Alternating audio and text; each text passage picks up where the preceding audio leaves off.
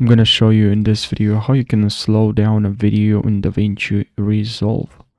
So just make sure you select your video and then you cut the portion of the video that you want to split, that you want to slow down.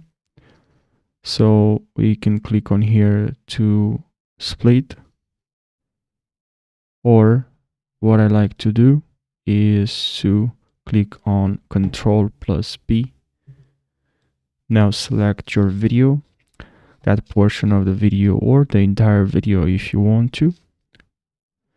So we can slow down, and now just head over to speed change, and here select ripple timeline and just decrease the speed to around 50, 60.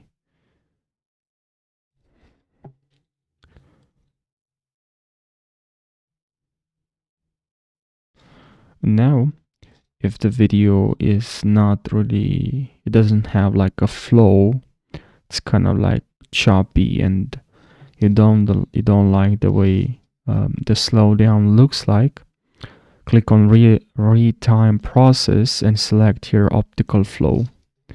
Now we have a better result.